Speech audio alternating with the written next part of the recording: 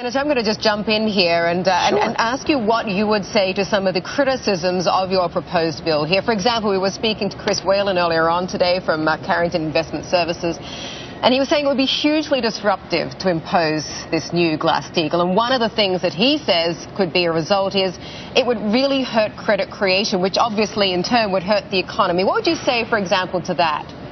You know, that was pretty much what the banks were saying back in 1932 and 1933. They kept saying no, no, no to Glass-Steagall. They raised all kinds of objections to it.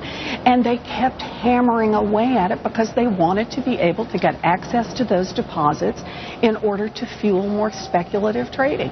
And what this says is no. We can't do that. If you're going to have FDIC insurance, you're going to have savings accounts and checking accounts.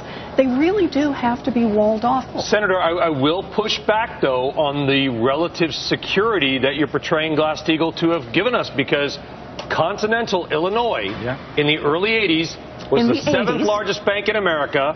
It failed, almost set off basically another major banking crisis.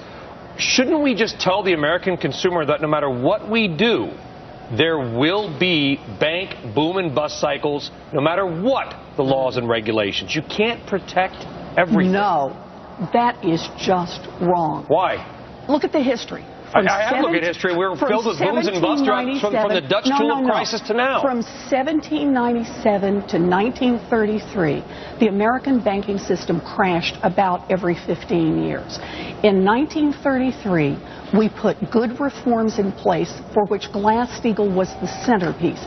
And from 1933 to the early 1980s, that's a 50-year period, we didn't have any of that. None. We kept the system steady and secure. And it was only as we started deregulating, you start hitting the S&L crisis, and what did we do? We deregulated some more. And then you hit long-term capital management at the end of the 90s, and what did we do as a country? This country continued to deregulate more. And then we hit the big crash in 2008.